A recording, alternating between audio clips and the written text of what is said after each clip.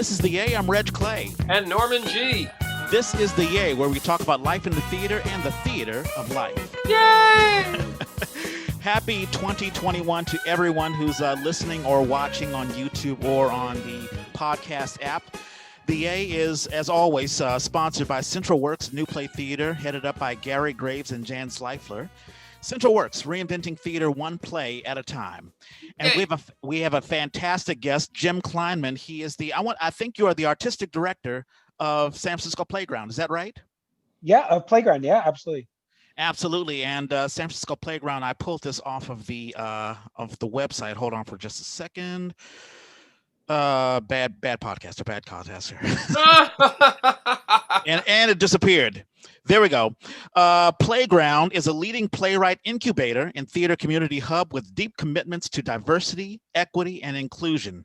Playground's mission is to support development of significant local voices for the theater, helping to launch these writers onto the national scene. And you guys have done a fantastic job. It's not just here in the Bay Area, but online. You have a presence throughout California. I think you have a different, there's a presence in Los Angeles and other places, yeah. Right? Yeah, absolutely. Yes. No, it's awesome. It's fantastic. We'll talk more about what's, all about Playground and all about you. I'll open this to both of you. Happy 2021. And how did you guys enjoy the holiday season? And how's your week been? Yeah, Happy New Year. It's been, what the heck? Something's bouncing. I'm just so happy, I think, as we all are, to see 2020 go away. Yeah. That I'm ready for whatever. I'm just coming. It's so funny. I was going to have to get in touch with Jim anyway. So I got in, and I had a rehearsal this morning at the play space. And I got in, and I turned off the alarm, and I felt really good about it. And then we took a break, and my actor walked down the hall to go to the bathroom, and suddenly the alarm was going off again. So I go out, and I turn off the alarm again. And I'm like, does it just reset? Is that what's happening? I'm sure you guys have it. Someone must have been there, and they never see that you're in the. Yeah, you have a lady who is sort of the tech person there. I forgot her name. We've got Brittany Mellerson, who's our resident lighting designer, and Brittany has done a lot of work to make the play space like really good space for broadcast. Jackie Bugler hasn't been over there in a bit, but she's our production manager, and she's got her first child, who is now, I'm just trying to think, it's James is 3 months old, so she's still on a little bit of a break, but we're looking forward to her coming back. Oh, that's magnificent. That's fantastic. Yeah, I think it was her that because I remember I was last there physically at the space when Lisa Kong, she did her piece, The Emeryville Horror. And was that a year? No, that was 2 years ago. See, time flies. Wow. It's a beautiful. Go ahead. No, I was just going to say, well, I was there this morning, and it's weird to be working in a space where there's nobody. You walk in, there's nobody. You walk into the office, there's nobody.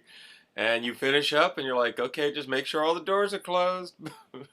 Turn everything off. We're out of here. Yeah, I didn't think there would be any physical. I mean, were you in rehearsal? I mean, yes, I'm working on a solo piece for Afro Solo, and he still doesn't have a launch date. So I was actually recording, and it's looking like more of the pieces are going to, for this little Afro Solo presentation, more pieces are going to be recorded at the play space. Oh, nice. Which I think is like, okay, yay. I was just happy that one of the benefits of COVID is, hey, is there anybody using your space right now? Oh, good. Can I use it? And of course, they want to make sure that you don't have a lot of folks there. You're not holding some sort of a rave party. No, it's me and one person, and we were both masked until he performed, and then he took his mask off to perform. I stayed masked the whole time. Yeah. As we've come to the end of 2020, it just occurred to me, not only is this the end of 2020, but it's the end of the decade of the 20s, and I usually do the teens, yeah, exactly, at the end of the teens, and I usually do a journal entry to say, like, what did the decade mean to me? What did the year mean to me? Maybe I'll throw this to you, Jim. I mean, what did 2020 mean to you? I mean, of course, we had to sort of survive, but also the teens. What did the teens mean? I mean, was it good for you? Was it good for Playground? Yeah, I mean, the teens have been, I mean, overall, and even looking at 2020, which has been one of the most challenging years, this has really been an amazing decade, certainly for playground. Um, you Yeah. know, we're looking at the fact that in the 10-year period from 2010 to 2020, we launched Playground LA. Yeah. Our first expansion, and we're just in our ninth season, so we haven't even gotten our full 10 years there. Um, we took over what was the Thick House Theater, and turned that into Potrero Stage, which has become such an amazing home for Playground and so many other theater companies.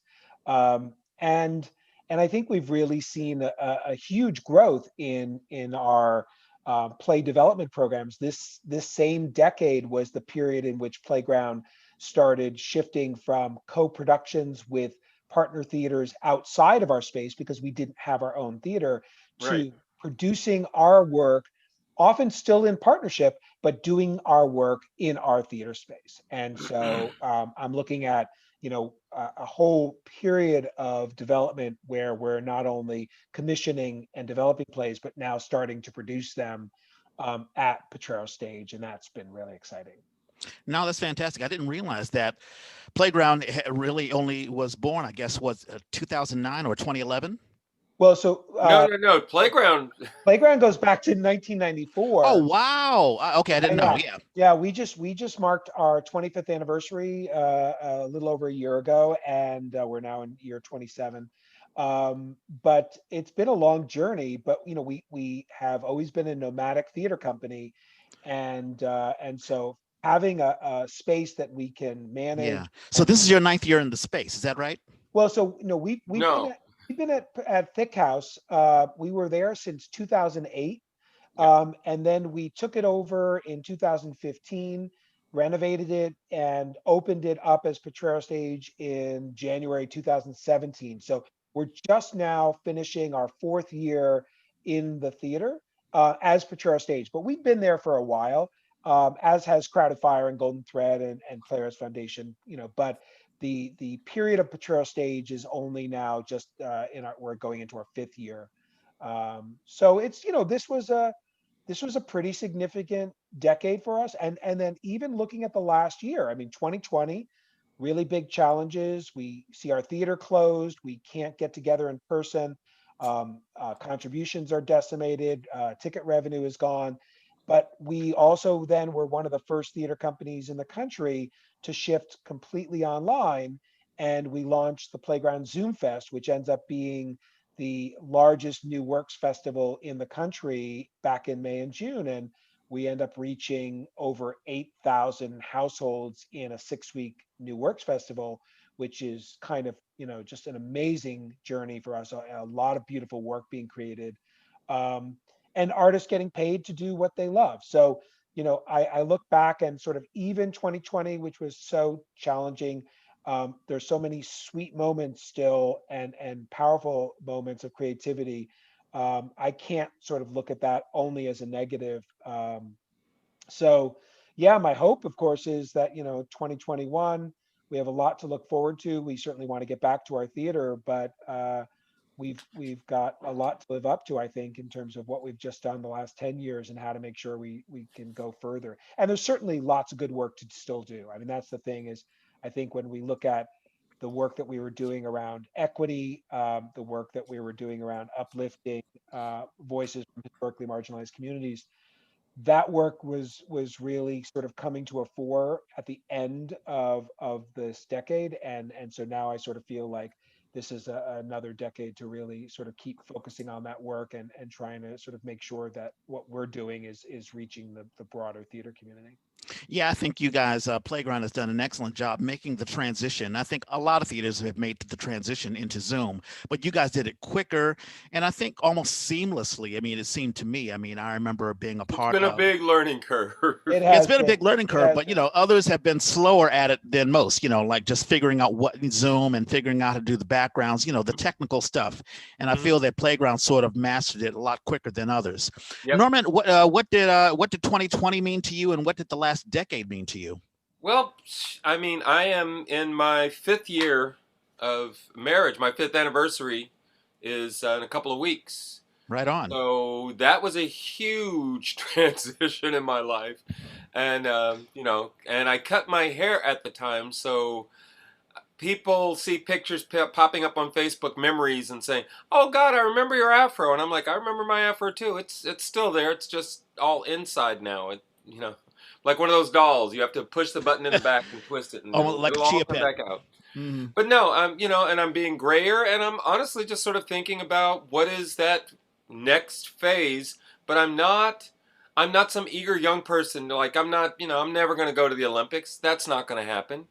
But there are a lot of things that can happen for an older artist, and I'm looking forward to seeing those happen. So it's been, the decade is huge because I'm trying to think. 2010 was right after we did Richard Wright Project. Yeah, before the dream. So, Yeah. and that was a horrible year. I was the managing director for the Noodle Factory, this new performance space in West Oakland. And in 2008, the economy sort of tanked, and it took about a year, but it kind of crumbled underneath. So I started 2010 with them declaring bankruptcy, had not paid me for 4 months. I scrambled to try and make a living. And by the end of the year, I was looking at all the different things I'd done. And what I did was what I've often done in my life was just to say, wow, I'm not getting the thing I think I want. What would I like to be doing? I don't really see, any easy options.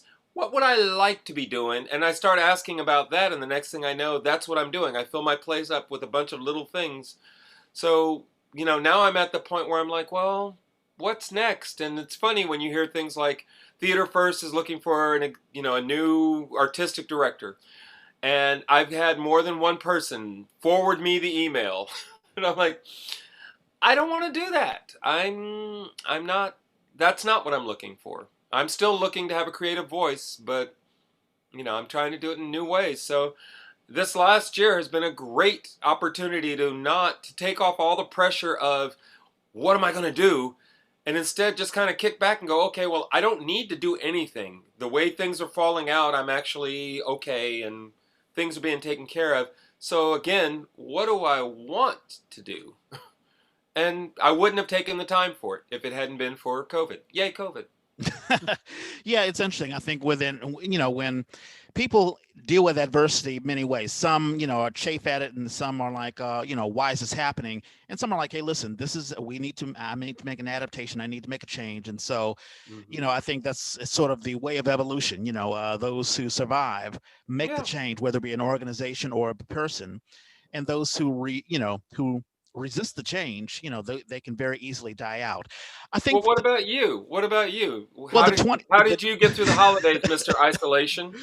well, hey, I mean, a lot of, as you probably just earlier today, I posted up my other podcast. I have a faith. I revitalized the faith podcast, Yeah. and that's already via YouTube has gotten 22 new viewers or new subscribers. So that sort Yeah. of jumped off almost immediately. But when I think back to the decade, I mean, really the middle of the decade is when I sort of reinvented myself as sort of a writer. I've always wanted to write, but really producing and really taking it seriously was something. And I really have you to thank, Norman, because, after doing Before the Dream, that sort of put a proverbial seed in my, I don't know, creative soul. So in 2015, the middle of that decade, I wrote Foreman in Paris and produced it and actually got people to, to see me in a sort of a different light. I think as artists, we look at ourselves and say, I am perceived based upon what someone else's image is. We take a script, we are involved in a production, or we're involved in a company, and all of a sudden we are put into that particular box. And maybe you're comfortable in that box. Or maybe Right. you'll say, you know what, this is not really who I am. But who takes that decision? It's you. You have to take that decision. And so I think that, as we as artists, if we look at ourselves as a company, I mean, as what am I trying to say?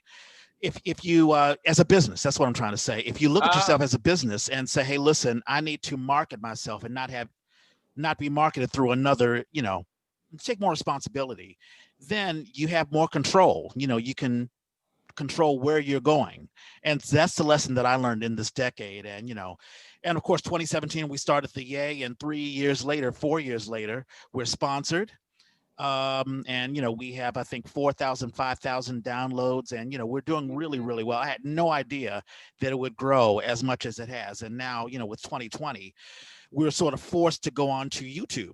It's something that I really did not want to do, because I audio wise, know. We so fought it, didn't we? yeah, because audio wise, you can't control the audio and you can't control the bandwidth and all that stuff. But so far, it's been we've done really, really well.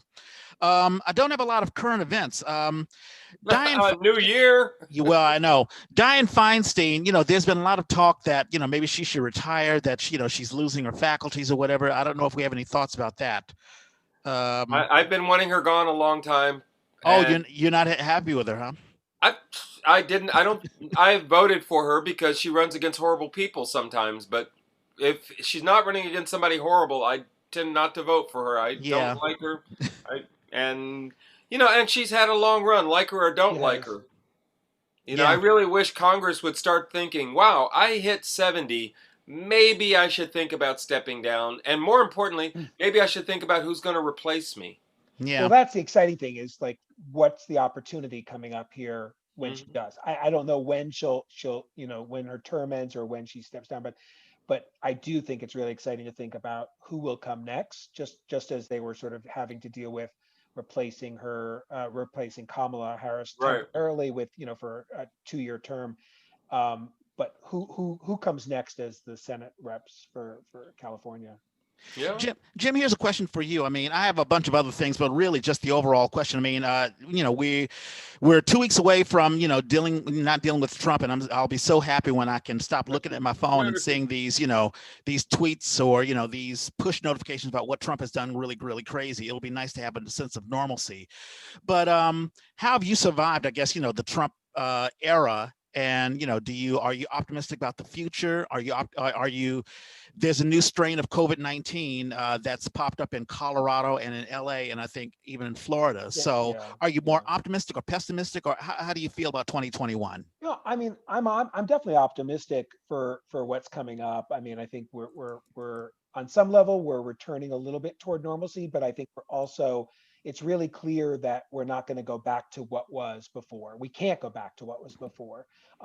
There's a lot of change needed, and so I'm optimistic about the conversations that were started. Have obviously been going on for decades, but really started in earnest in 2020. I'm hoping that those will continue, and that we're going to just sort of keep pushing for change. On the government level, I see that already happening. The cabinet that Biden's putting together looks more like the United States, the America that yes, more diverse, more diverse, than any we've seen before. I think that when people are talking about the choices of who represents us, what plays you put on, who writes those plays, who has the right to tell certain stories, who's on stage, who do we want on stage, how can we support that? We're asking a lot of really good questions. So I look forward to 2021 and the fact that it probably will, be, we're hoping to see people get back into theaters at some point in this year. Obviously, a lot of that's going to depend on the vaccination process. But no, what's the term? I guess I'm bullish. I'm bullish on 2021, and at the same time, I think I'm also realistic. There's there's a lot of hurt, a lot of pain, a lot of challenges still to be overcome. I'm worried right now about people who are going hungry right now. I'm worried about people who don't have a place to live. I'm worried about people who feel like they don't have access to a job. We've got a lot to do to heal as a community, and let's pull together. Yeah, no, well said, Jim. One quick question to you, Norman, before we jump into an origin story with Jim and also with Playground. As an actor or as a creative, as a director or whatever, how do you plan? Because we say, we're going to be wearing these masks, hopefully until, I think Gavin Newsom said, probably realistically, actually, I think it was Fauci who said, maybe not until the fall. So as an actor and as a director, as a creative, how do you plan for a future that may have theaters opening up or may not. I mean, how do you navigate 2021? Because I know that you Well, plan for jobs ahead. yeah, well, you have to try and think of it. The nice thing about theater is it's, you've got you're not going to decide today that you're doing a production. If you decide today you're going to do a production, that production is not happening even under normal circumstances before summer at the earliest, fall realistically. So under these conditions, and realistically, so if you're trying to talk about putting up a project right, you're talking about it a year or 2 years out.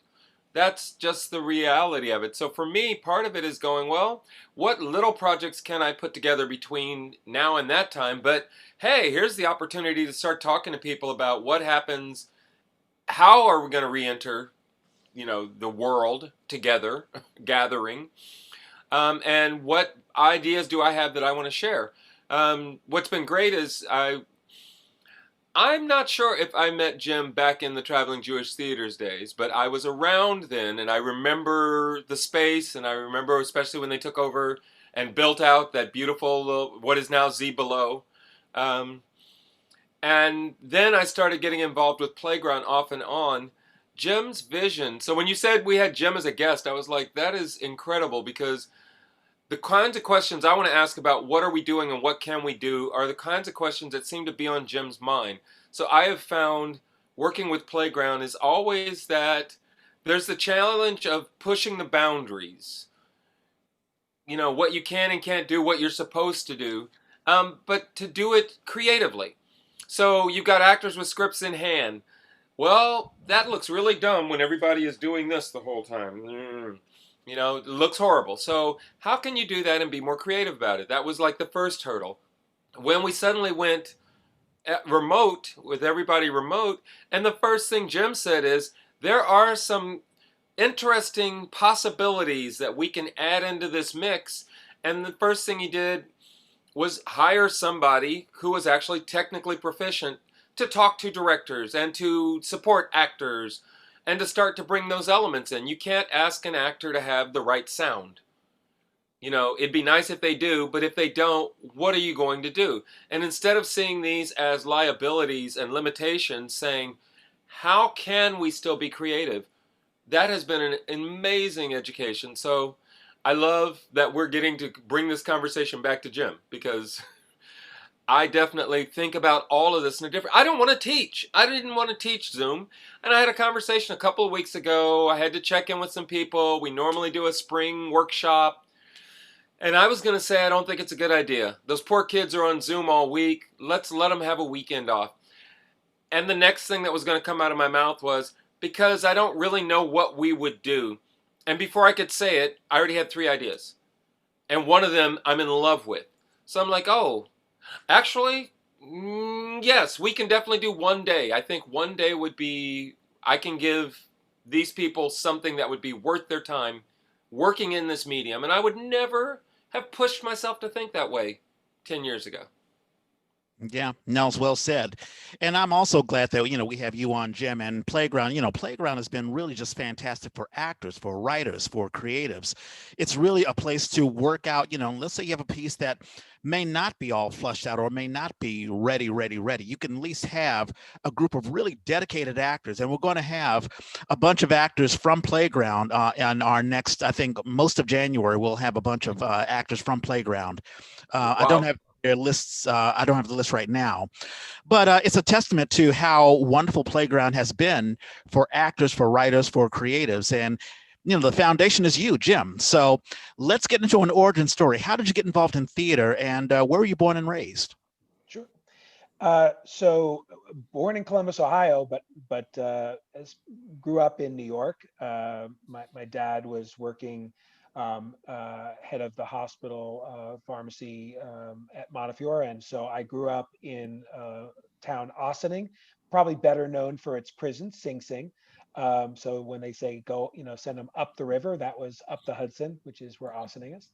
And I loved my school experience. I love the arts. My mom gave me a lot of exposure, and also exposure to I think being open to the magic of possibility, of not knowing necessarily what would happen, next. One of my great stories is my mom would take me into New York, and I felt sometimes dragged around as a kid, not sort of knowing why we were going, where we were going, and she got us on the Staten Island ferry, and we get a ferry, go across to Staten Island, and then instead of getting off, she basically says, no, no, the great thing about this is you buy one ticket and you get to go round trip as long as you don't get off and then have to come back on.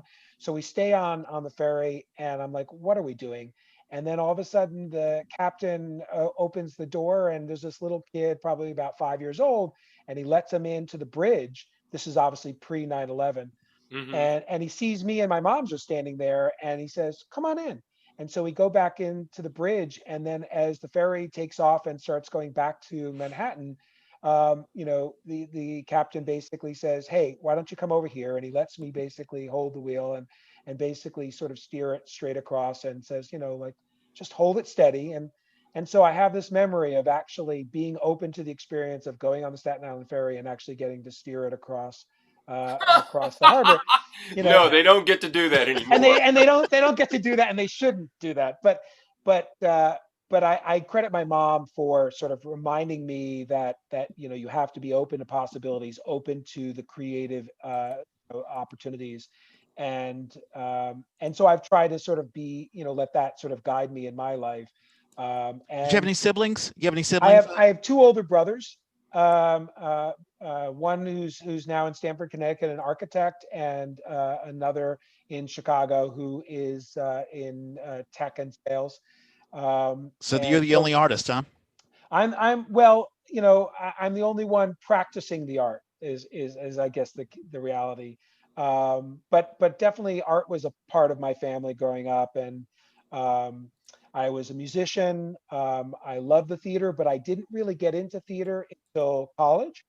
I started the first improvisational theater troupe at Brown, and that was a pretty formative experience for me.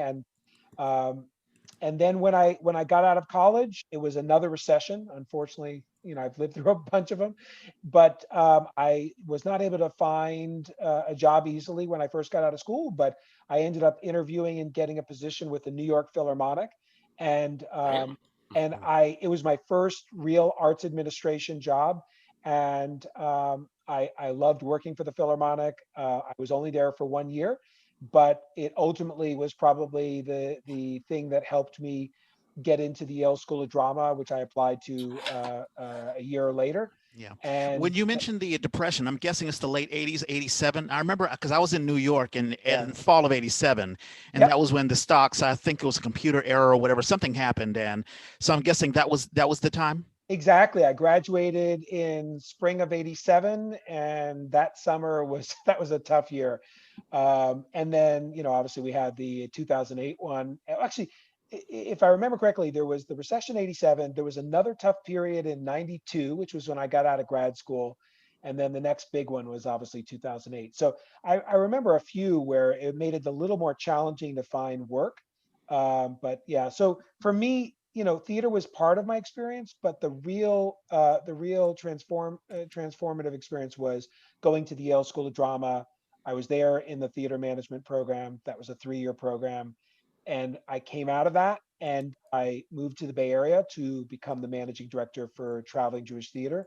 And yeah, the rest kind of is history. You know, it's interesting. A lot of people, when they think of an artist or a creative, they think of someone who is on stage, the actor, because that's the person that we see, or even the director who is, let's say the first person on the bill or, on the program. You know who's directing and you know who's Right. acting. Well, that's And what I say. Like, I bet I walked by Jim Oh yeah. at the Traveling Jewish Theater, in a show and rehearsals and readings, doing something, and just sort of, oh, that's the guy who opened the place. Okay, nice, thanks.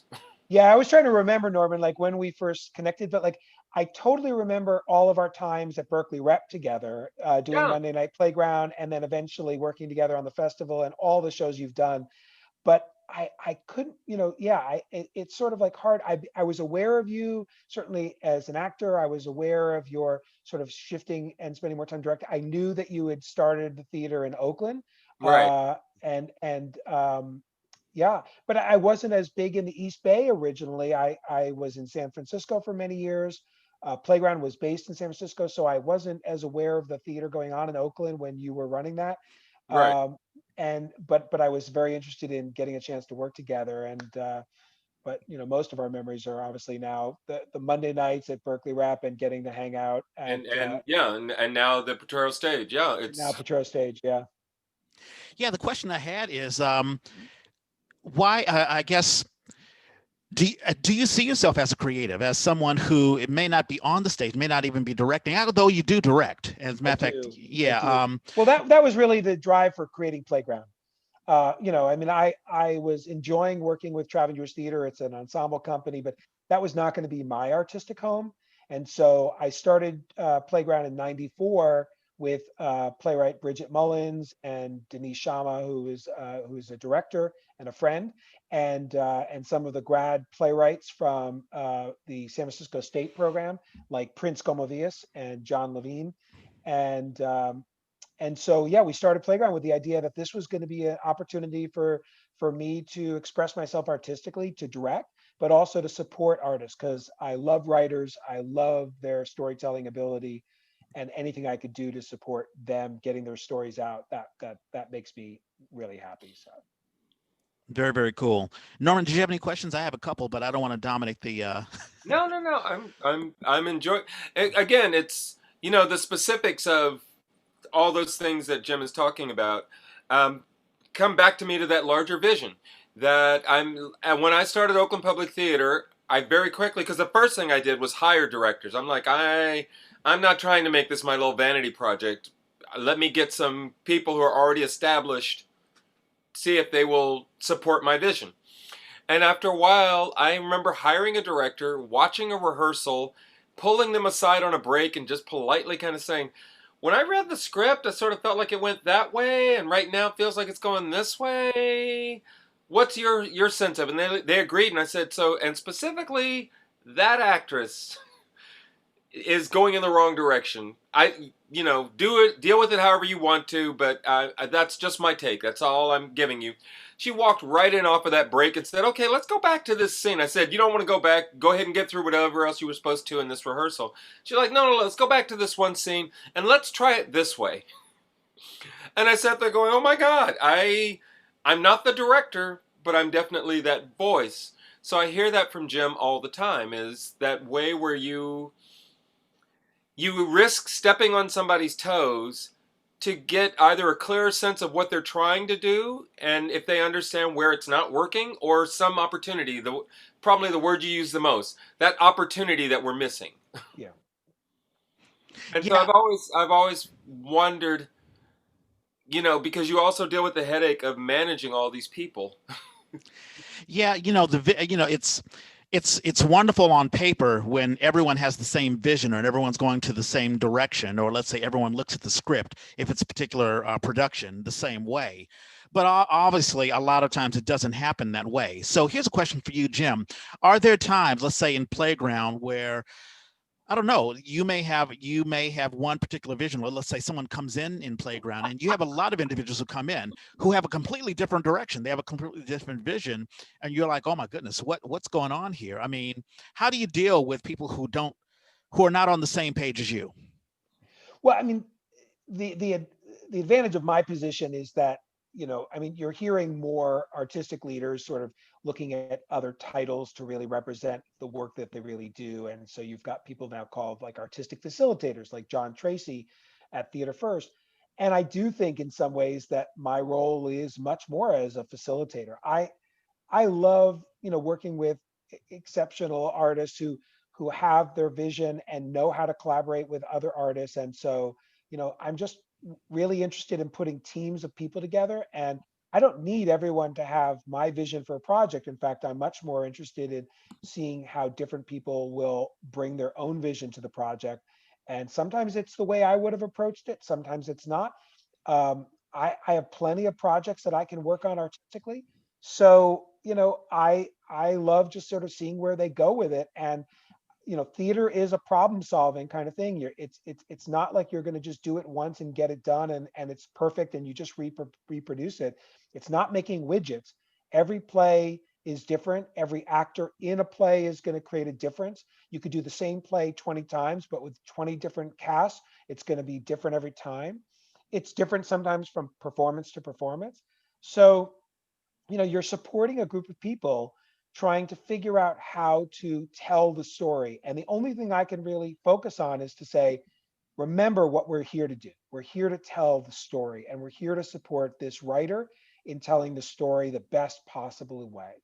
And Playground has a little bit larger purpose. We're also trying to help develop writers and develop voices so that one play, it's not about that play being perfect and that play being the only thing they ever create, but that play leads to hopefully the next story they want to tell, and hopefully they grow, and they will be a better storyteller next year because of the work that they did with us this year. So I think I have less of an ego in trying to have one vision of a story, and I don't need everyone to get on the same page with me. I think I'm really just interested in creating a way in which there are more opinions and more ways to do it. And I want to learn from that, and I want them to learn from me. And you know, I think that's the beauty of theater and collaboration. I'm having a good time doing that. Yeah, and I think Playground does an excellent job. There have been so many as a budding playwright. I've there are all sorts of playwright groups and there are all sorts of organizations, and a lot of them are more interested in collecting money. It's like, well, you have to pay the fee or you have to do this and do that, Right. and you feel sort of used. Or as an actor, you hook up with an organization who just wants to use your talents, but they're not willing to pay you or to give you the sort of infrastructure or to promote you. You're basically just a hired bit, or like let me use you and get as much out of you as possible. But I really feel that Playground really works very well to uplift people. And you mentioned um, equity. You mentioned paying actors and really making sure that financially. So here's a question for you: how does Playground work on a business level? Are you guys making money? Is it a transition that you've had to do? How's Playground doing financially from when it first started to now? Yeah. So, I mean, we've always thought of ourselves as an R&D kind of organization, and R&D is by its very nature is going to require huge investment. You don't make something new, completely new, and suddenly make a ton of money selling tickets or licensing. That's just not the way the world works. And so we're largely supported by contributions and grants. That's been our nature from the beginning. I think if you looked at like a Berkeley rep or an ACT, you'd probably see that pre-COVID, of course, about 70+% of their budget is from ticket revenue, from earned revenue. And with Playground, it's the opposite. About 75% of our budget is from grants and contributions from individuals, and only about 25% was earned. That's actually probably going to get lower. And that's actually a learning process for us. COVID has sort of helped us to rethink what we are here to do and how we generate revenue. But most of our budget was from contributions. And so we made it a priority from the very beginning to pay artists. And we always have more work to do in that area, but we've tried to pay artists well and fairly, and to prioritize artist compensation. We do as much as we can do with the resources we have. So the idea is to pay everyone, and then to increase our programming as you have more money. So you look at the way Playground is structured. I kind of think of it as like skeleton. You start with a program like Monday Night Playground, and we do it once a month. And some people say, well, couldn't you do Monday Night Playground once a week? Right. Like, well, I'm trying to be respectful of people's time, and I'm trying to be also respectful of the resources we have. And once a month, we're spending maybe between $3,000 and $5,000 a month, depending on whether we're at Berkeley Rep or not. And we're not generating anywhere close to that on the ticket side. back when we used to charge for tickets. So, once a month is enough because it still brings us together as a community. Everyone's getting paid for their work and we're creating this artistic opportunity. But, and there are theaters that are doing 6 or 7 full productions a year. Well, Playground might only do 2 productions a year. Because that's what the resources we have available. That's what we can invest. So, our budget right now is about $500,000, and it's coming from a lot of different places. There's some government money, there's some foundations, there's some national foundations, some local. There's a lot of individual contributions. There's a board of directors that are by no means leading the way on funding, but they're all contributing to the best of their ability. We have 14 members of the board. The majority of our board are working artists, which I think makes our organization unique. Our board is 50% BIPOC, 50% women. And as I said, it's about, probably 60, 70% working artists. But everyone contributes. And that's the key, is that we're all committed to what we're doing. We want to make sure that artists are paid. If we feel that we have the opportunity, the privilege, we've got resources, let's put some money in, and make sure more people can get paid to do the work. One of the big changes for Playground is that during COVID, we realized that as we shifted online, we were not going to be able to charge what we were charging in live performances for the online content. And in fact, more of that content we realized needed to be free. And so we made all of our Monday night performances admission free. We made our innovator showcase this year free. We invite people to make donations, but as a result of that, we've increased accessibility. We've increased the opportunity for people to experience the art. Sometimes the artists that we'll work with down the road are people who started out as our audience. So we're actually excited to increase accessibility for the future artists by inviting them in today as our audience. And I think that's something that we want to make sure is part of our future, that we don't want accessibility to be something that we did only during the COVID crisis, but we need to make sure that's a priority going down the road. So we're looking now at how to make sure that even when we get back into the live theater, how can we make sure that people can't get to the theater can still experience this art? Maybe that means broadcasting all of our programming, figuring out how to do it in a professional way so it doesn't look amateur, making sure that even if you're in the theater, maybe that is still admission free. Maybe there is a constant pay what you can, looking at who doesn't have access to theater and how we can bring that theater to them. So we've got a lot more work to do, but I think, yeah, from a financial point of view, there's going to be additional challenges because if we are reducing our earned revenue even further, that's going to put more pressure on raising more money. But I do think that that's going to have to be a priority, is that we're providing a service and we're serving not only the artists, but audiences. And we're going to have to really focus on making sure that we invite everyone to support it, to invest and contribute so that we can continue making this art available for everyone. So. Yeah, no, when you mentioned that 8,000 households have viewed a Playground performance, that's just fantastic. And, in via Zoom. And also, one aspect of Playground, it provides a venue for, let's say, there may be a new actor or a new director or a new writer, and there's no other companies. There are very few other companies that will allow a new artist to have their work showcased or to have an audience come see their work. And Playground is the perfect place for that. I want to ask you a question, Norman, as a director, what is Playground? Because you've worked with Playground a bunch of times. How's it meant for you to work in Playground as a director? Well, and it's funny, I was going to go back to Jim's statement about 2 words, respect and resources, respecting the resources, respecting people's time. And it's one of the reasons I joined Equity is because there were all these rules. And that meant we had to take a break, and at the end of the evening, if we didn't get through whatever had been put on the schedule, when it's time to go, you don't just assume that people have the time to sit there and continue working. You respect people's time. So I love these organizations in the Bay Area like Playground that that are committed to that. That's a base. They're not striving to get there. That's where they're starting from. And what I've learned as a director is if I go into the process with that same attitude, I cannot waste people's time. I need to be prepared. If I'm not prepared, then I need to put the time in away from rehearsal, not waste these people time. And with Monday Night Playground, where the challenge is you've got one rehearsal and you got to get it up.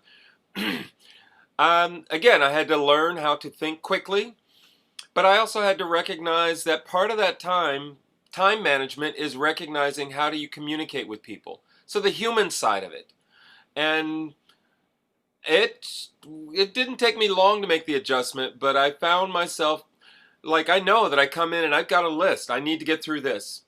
And I love it. In the last year, I've had a couple of times where we finished rehearsal. We've got more than 15 minutes. Hey, actually, that's enough time for us to run this. Let's run it. And that's different from, say, more than 15 years ago, where I'm running out of time. We're not going to get to the end. I remember the first time I did a playground where we only got one run through, and then we fixed some stuff, and then we didn't get another run through. And I was so like, oh my God, this is going to be horrible. No, the actors checked in with anybody who needed to be checked in with. And when they got on stage, it came to life. And I started relaxing and appreciating that collaborative part of the form. The thing I've added in most recently is, again, I don't have time to do all this. So I will check in with the playwright to say, you have this stage direction that A, we can't possibly accomplish, and B, in this format, it is not going to do what you want it to do in terms of telling stories. So my tendency is to say, I just want to cut it. Do you have a different suggestion? And to allow the playwright to be more active in that role, because what was happening my first couple of years directing for Playground was, and it was the most polite way I've ever heard somebody say that you just sort of ran over me. The playwright was like, so Norman didn't really do all the stage directions, but it really worked. Mm. Sorry. Jim, here's a question for you because you bring in, Playground, you're bringing in a lot of new individuals. I think the actors are standard. I think you have a group of actors who you can pull and bring to, to working. Like I think of Melissa Haynes. Is Melissa Haynes or Melissa Ortiz? Melissa Ortiz also goes He is by. not. Yes. Yeah, no, she's excellent. She'll be one of our guests. I think she'll be our next guest. Oh, yay. Yeah, but you have her and you have a bunch of others who I take it are, I mean, this is my, when I submitted my piece, this was my first time working with the actors, but I take it these are individuals that you can regularly pull with. But you do bring in new writers. I think you bring in new directors. Is there a sort of orientation where you sort of let people know, hey, listen, this is how Playground works? Maybe that's a good question. How can you explain to people who have never heard from a Playground how it works, how people can submit their works in, or how as an actor you can come in? Just someone who just walks into Playground for the first time, what is the I guess the what, just explain what is Playground. Sure, sure. And the truth is that there are opportunities in every event we do and every year for new actors as well as directors and players. I mean, we've really tried to open up our programs, and I would say in every season, I'm seeing easily, at least 20% new actors that I've never worked with before. And that's really amazing. That's a testament to Annie Stewart, who's been casting for Playground since back in 1998, over 2 decades. So Playground has a number of different programs, but our entry level program is the Monday Night Playground series, which is a short play stage reading series. And we invite writers from each community. In Los Angeles, you have to be in the LA community, in the Bay Area, anywhere in the 9 counties. And we invite writers who want to participate for the year to apply. And we select by application, by the short script as a sample of their writing. We select 36 diverse writers, and those writers are a mixture of early, all generally early career, but a mixture of first-time writers with us, writers who've been with us a few years, but maybe haven't necessarily had a lot of work selected, and then writers who maybe are more veteran and are getting regularly selected and produced. And we have these 36 writers that are what we call the writers pool. And then each month we give out a prompt, and those writers are invited to write an original short play, maximum 10 pages, inspired by that prompt.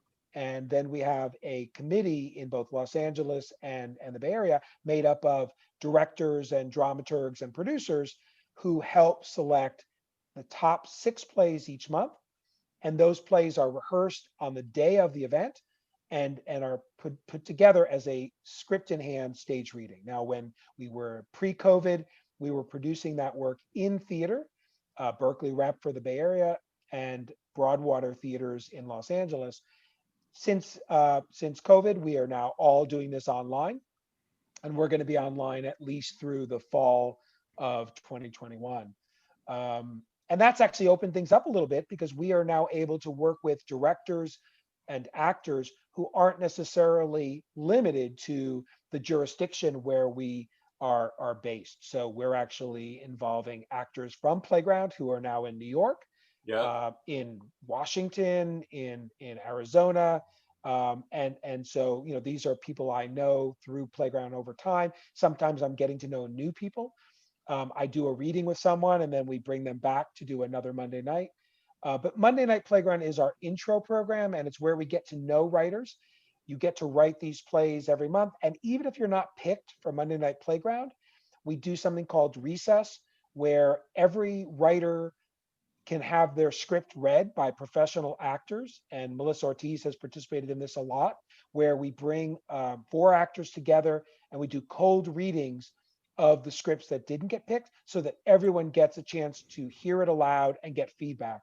But we're largely trying to cultivate a sort of self-awareness among writers where they can begin to figure out what works and doesn't work. And it doesn't mean that you have to have someone tell them how to fix it. They can learn just by hearing it aloud and hearing how people respond Yeah. to the work. And so that's a large part of what we do as directors too, is just trying to get it on its feet so that the writers can learn from the experience. And it's not about saying, oh yeah, you might want to change that. Sometimes I might say that, but I also want to give the writer the opportunity to see that here's their vision, here's what they wrote, and I put it up exactly as they wrote it, and then they can sort of figure out next time what they might do differently. I feel like Playground has more space than some other playwright organizations that focus on playwriting. I feel like there become these labels like what was the one emerging playwright, and like Reg is constantly trying to find a word to say new playwright, but you're talking about somebody who's not young, but they are new to playwriting. I wonder if you have a convenient label for that kind of place. I mean, the terms have changed, right? I mean, when we started, we were using the term emerging, and everyone was pretty comfortable. In fact, the sort of signature showcase for Playground is the end of year festival of 10-minute plays, which we used to call the Emerging Playwrights Festival. Uh-huh. And we eventually dispensed with that because the term emerging was starting to get some pushback. It was like, what happens if you're an emerging writer and you're stuck being an emerging writer for 2 decades and no one gives you a chance to launch? Right. What happens if you emerge and then you fall back and no one's producing your work after you've already hit, like, the peak? And so we started shifting to terms like early career. And I have early career writers working with Nice. Playground who are in their 70s and early career playwrights who are in their 20s. Right. It's not an age-based term. And then of course you have the fact that an organization doesn't have to necessarily stop working with someone just because they emerge or they're no longer early career. I mean, Right. where does a writer like Garrett Grunwald fit, Yeah. who's been with Playground for 2 decades and has had a number of successes? Playwriting is not his full-time job, and Right. so he can't dedicate the kind of energy that a full-time playwright can, and so that's a slower journey. And he still needs support over the course of his career. And so I would say, Garrett is probably certainly more of a mid career playwright, but Mhm. I still think there's a place for an incubator to support a writer like Garrett, because we can still find new opportunities to work together, new challenges, places where Garrett could benefit from the support that we offer, and where he can help us grow as a company.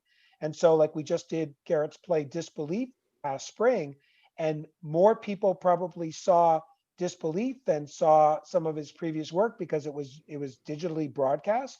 Right. And it was a beautiful play that I think Garrett might not have been able to write 15, 20 years ago. And I'm Hmm. glad that we were together to support that play today. Um, but my goal is always to introduce these artists to other theaters with the hope that they'll start producing these writers, and helping them, grow further. Look at like a writer like Aaron Loeb, who Yep. started with Playground and had some of his biggest successes with SF Playhouse, with some of the plays that we've commissioned, and has moved further, on after that. Or Lauren Yee, Oh yeah. who had early work done in the Bay Area with groups like Impact Theater, and then Playground had a chance to collaborate with Lauren over a few years, and commissioned several of her works and got one of those works produced. We want to be part of the writer's journey. Sometimes those writers spend only a little bit of time with us and they move on. Sometimes they spend a couple of decades with us. And I think that the key is, we know that there's a lot of institutions where you don't get to sort of build a real home. And I think with Playground, the goal is you're always welcome. Think of a good of what a home really means to all of us. Home is a place that we sometimes want to grow from. We want to leave, Right. but we also want to know that we're welcome to come back. We also want to know that we're welcome to take control of it and make it our own home. It's not just our parents' home, it's our home. And Right. so, what does it mean for Stephanie Prentice to have a theatrical home? What does it mean for Rob Dario or Hmm. Genevieve Jesse to have a home, or Norman or me to have a home?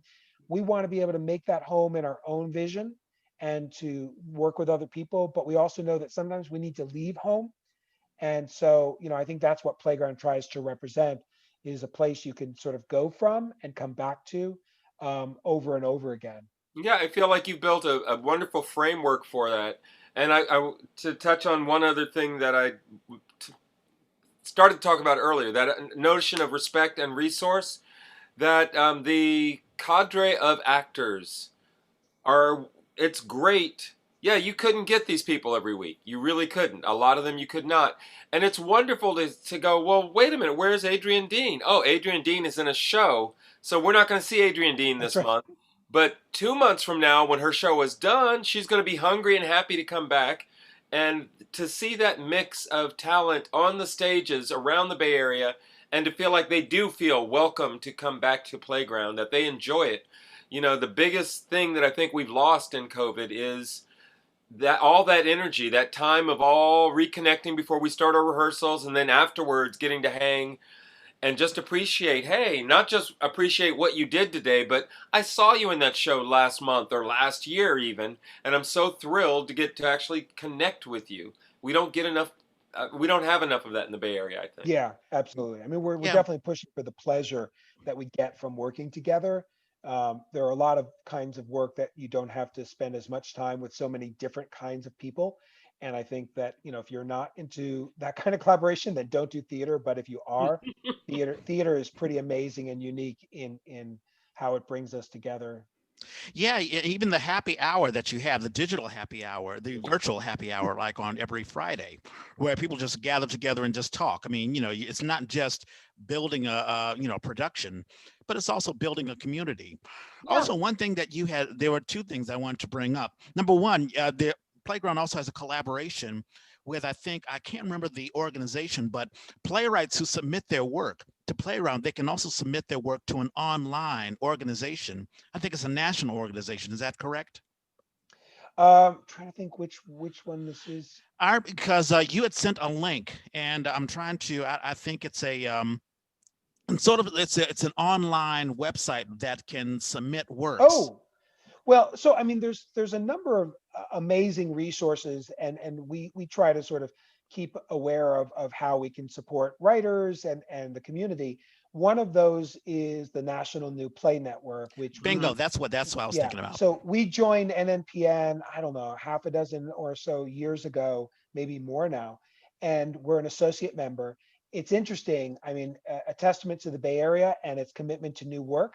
There are more members in the Bay Area of NNPN, more core members and associate members than probably any other region in the country. You've got Magic Theater, Marin Theater Company, Golden Thread, Playground, Central Works.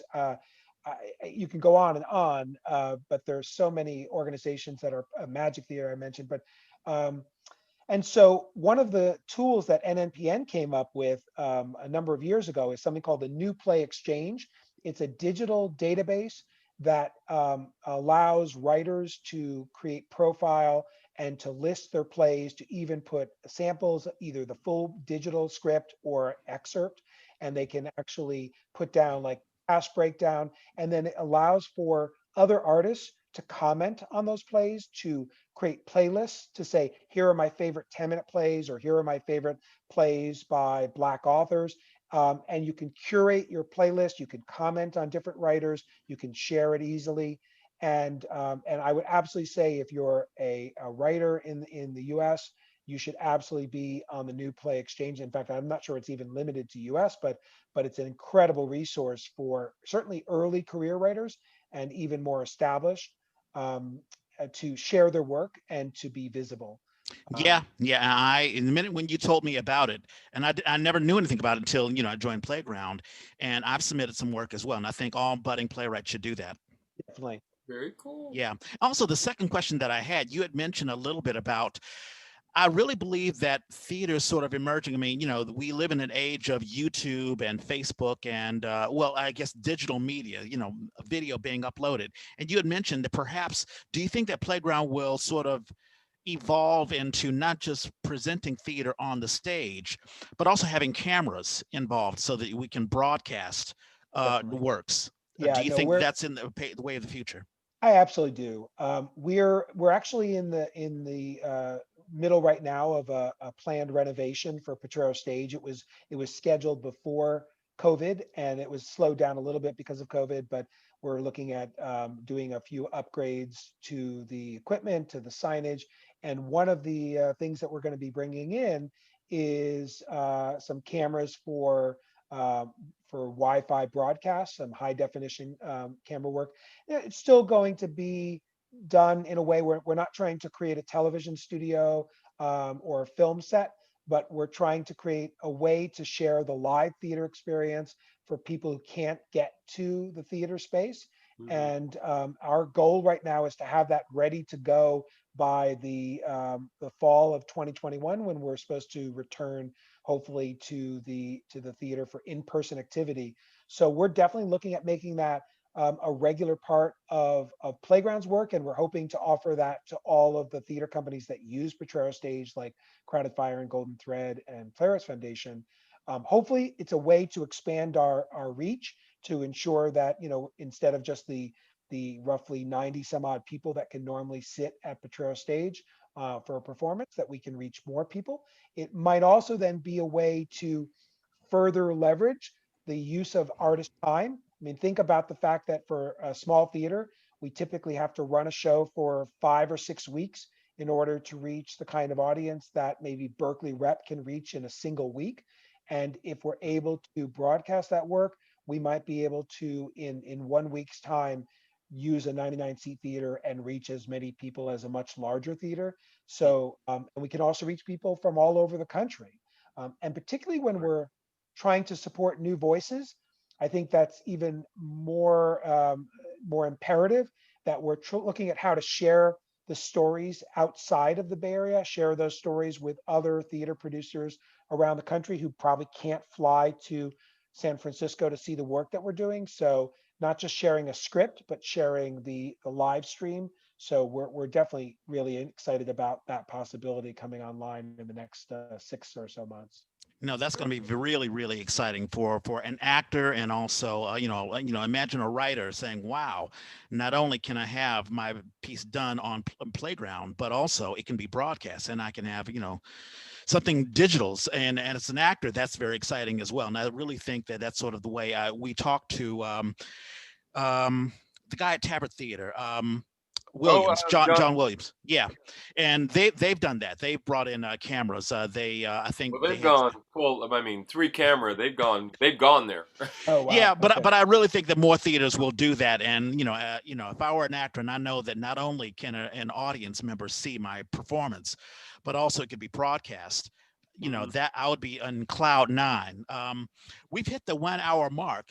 I guess the one last question, Jim, where do you see yourself in the future? Where do you see Playground in the future? Yeah, so I mean, for me personally, I'm having the time of my life. It's certainly been some of the most challenging work that I've ever done. I've only been, even though I'm a co-founder of Playground and we're just now in our 27th year, I've only been full time with Playground for the last 9 years. So I haven't even had a decade yet to do this kind of work, and it's been expansive for me. I mean, I'm getting to do different work every day, working with different artists, different kind of projects, new challenges. The theater, getting the theater online, figuring out how to make it a more accessible resource. That's been a challenge for me, and I'm looking forward to doing more of that work. I continue to enjoy directing, and I've done a little bit of writing or more of co-writing, but I'm not principally a writer, and I don't see that changing in the near future. Oh, I would love to see a Jim Kleinman work. What would that be? Would it be Well, comedy? Would it be tragedy? Would it be political theater? What would it be? probably a little of everything. Yeah, that's the problem is I have trouble focusing on just one thing. But and then I think for Playground, I think that what I see the future is more of the same really is building up the resource. We've got Potrero Stage right now. My dream is that we would have more than one venue that we could offer that resource to the theater community. We're trying to shift from just supporting individual artists to supporting young theater companies, groups of artists that get to self-determine, figure out the kind of art they want to make. If I've been doing this now for over 20 years, what would I like, the next generation of artists to have access to? So, I'm definitely starting to open that up. And and I also think that just building a bigger tent, and figuring out ways to sort of keep pushing the boundaries of what art is and how we make it and how we share it, is really the challenge for me and for Playground. So I'm looking forward to what the 20s will bring in that regard. No, it's awesome. I mean, Playground has been around since '93. There are not a lot of theater companies that can say that. And it's just growing. It's just continuing to grow. So I really hope, and once again, it's a fantastic venue for actors and writers and directors and creatives. I think, you and all of your staff at Playground has done an amazing job. With that said, shout outs, birthdays. Birthdays. Well, we're catching up since we took a little time off. So today is actually Jane Wenger's birthday. She's a director. I met her when I was with the Bay Area Playwrights Festival Foundation. I started off as an actor, ended up on their selection committee, and then ended up back as an actor with them. And Jane was running things when I first got involved. So it was neat to also see somebody go from that position back to becoming a director. I was like, oh, you can go. It's not a, you're not being demoted. Shonda Jha is a pastor here in Oakland, and I put her on the list because she got in touch with me about Oakland Public Theater at one point. I think I'd said something in an interview about we were not having a home. And so she tried to offer me the space they had. It was an old, like 1920s basement theater with literal footlights, and none of it had been taken care of. And I was like, I don't have the money for this. I can't do it. Brian Yates Sharber, his birthday. So those three. Brian Yates Sharber is another African American actor, amazing singer. I haven't seen him do anything in a while, and I'd love to. Those three are birthdays today. Birthdays that have just gone past. I just have a couple. Joanne Winter runs Word for Word. She's I'm not sure what the title is they have, but she and Susan run that. David Fissel, somebody I went to high school with, and when I did my first musical, Carnival, he was in it, and watched him do stuff throughout our theater careers. I mean, our high school careers. I went on to theater. He's gone into nursing, so he actually got his COVID test. I mean not test. He did Vaccine. vaccine. Yeah. He's gotten shot 1, and he's scheduled for shot 2.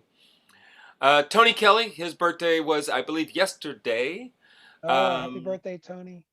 yeah, Tony Kelly was running Thick Description, helped to build out the Thick House, and is now trying to fulfill some political aspirations. And every time, I don't live in San Francisco, but every time I hear Tony's working on something, I try to get the word out. Desdemona Chang is somebody I haven't seen in literally 20 years, but she was the assistant stage manager on a show I did at TheaterWorks, and I've just watched her career on Facebook as she continues to work all over. Javier Reyes is actor, director. He does a lot of work writing with youth, and we met through Each One Reach One in Juvie. So he's one of the few people I love it when people say, "How'd you guys meet?" Oh yeah, in Juvie, right? We were in Juvie. Yeah, I think he runs Colored Ink. I think that's the company that he Yeah, that does. is his Yeah. company. Hmm. Armando McLean, who we've had on the A, and was probably the first time I worked with a young person. He was like a backstage intern and an understudy in a play that I directed with Oakland Public Theater, and then he is now in New York. He was up in Ashland right before COVID shut everything down. It makes me feel old and proud and jealous, but his birthday's coming up this week. Um, our tech guy, the guy that I was talking about earlier with Playground, Colin Johnson's birthday's coming up this week. Richard Reinhold is somebody I worked with at Shotgun. Wonderful stalwart of Shotgun, at least back in the day. Dave Garrett also works with Shotgun, but I know him also through Each One Reach One. And the last one I have is Lisa Jorge Garcia, wonderful actress in the Bay Area, teacher, director. She's actually a writer too. I believe she's created some of her own pieces. Those are who I've got. Reg? All righty. And you took a couple of mine, well, of ours. A lot of the folks have been on the Yay. 2 days ago, Michael Thomas Tower, the very first job that I had, a theater job in the Bay Area, there was a company called Bay Stage, and Michael Thomas Tower was a writer and sort of a producer. And we did 3 plays before, I guess the money ran out and that was it. But, it was a short but sweet moment that we had creating plays. I think it was Water Buffalo and Tinker's Nebula. We rent out the CCCT. The Oh but wow! yeah. This is a long time ago. This is like back in 99, 2000. But in any case, Michael Tower, I believe he's in San Diego. And so I want to wish Michael a happy birthday. His birthday was 2 days ago. Lynn Aylward, we had her on. She's a playwright, and she's had her work done several places. So we've had her on the A. Her birthday was 2 days ago. You mentioned Javier Reyes. Also on Monday, Krista Caceres, formerly Krista Rivers. She is an old Ellingtonite. I went to Duke Ellington School of the Arts, and she was one who graduated with me. I think she graduated a year after me. And she was in Do the Right Thing, the Spike Lee joint. And so I want to wish Krista a happy birthday. You mentioned Armando on Monday. His birthday will be on Monday. Also on Monday, Jonathan Levy, he directed me. We did, this would have been Musical Cafe, the chain. Oh, okay. And I acted with his husband. And so, he got to direct his husband. And, one of the things that we're going to do for the Yay on February, we're going to have sort of a love edition where we're going to have couples who have gotten together in theater and, and fallen into love. And that's going to be want special. Melissa and Christian. Hey, we'll invite them. Although we're kind of booked. I mean, I've already got, 3 couples. But who knows? Maybe we'll do a double-double. But in any case, Jonathan Levy, he and his husband, they met through theater. And so I want to wish Jonathan a happy birthday on Monday. Also, Tuesday, I don't know if you mentioned Sean J. West. I didn't. I left it for you. There you go. Sean J. is a fantastic actor and director. I'm not sure what he's doing these days, but we've had him on twice. And so his birthday is on Tuesday. On Wednesday, a wonderful young actress, Emma Mercier. I acted with her. We did 110 in the Shade at the Douglas Morrison Theater, and so her birthday is on Wednesday. Let's see. I think I have one. There's Dave Jarrett. You mentioned him. Also Saturday, Craig Dickerson, a friend of ours. I was saving that for next week. Yeah, so his birthday will be Saturday. That'll be next week, the 9th. And that's it. Those are my birthdays. Yeah, and once Thomas Simpson gives me a date, I'll be able to say we're doing this Afro solo thing. Yeah. Will there be a playground? Jim, do you want to advertise any? Oh, right, duh. No, yes. The 18th. Yeah, absolutely. So yeah, directing the 18th. we're starting the next the new season of Monday Night Playground. We've got January 11th with our Los Angeles and January 18th, which will be our Bay Area round. And the scripts are being curated right now, and we should have announcements out in the next week. What's the theme, if you don't mind me Theme asking? was reunification. Got it. Ooh, nice. Yeah, that's a challenging one. There you go. Jim, I hope you had a good time being on the I A. did. I really appreciate getting a chance to chat with both of you. I've been admiring your work for quite a while, and love working with you both in different capacities as artists. So this is a lot of fun. Yeah, and it was a lot of fun, and I had on my radar. There are always people that I'm like, man, I got to get them on the A. I got to get them on the A. Right. And finally, when it happens, it's like, great. It's off my bucket list, so that's fantastic. Great start the year. Yeah, especially when it's raining. You know, what better thing to do than to have a great conversation via online. Absolutely. Any case, for those who are watching us on YouTube, please like and subscribe and tell us what you like and what you don't like. Leave some comments, give us a thumbs up, as all the YouTubers will say. And thank you for viewing us. For those who are listening to us on the podcast app, you can listen to us on all podcast apps. We're on the Apple Podcast app, that little purple app that you see on your iPhones and iPads. We're also on Spotify, and we're also on the iTunes app.